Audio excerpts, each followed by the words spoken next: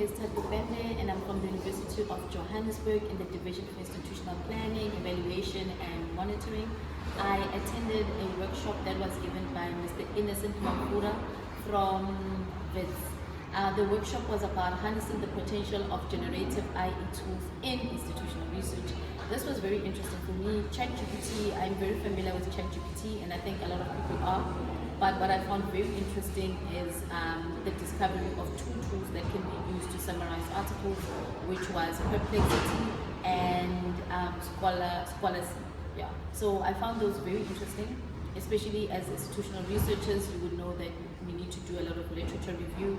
So instead of reading the whole article at once, you could actually input those articles using those AI tools so that it can summarize the article for you before you can fully read the article. Well, before you can decide if you actually need to read the article in full or if the article is related to your research topic. So it was very interesting, and I'm hoping to learn more from him during the course of this conference. Thank you.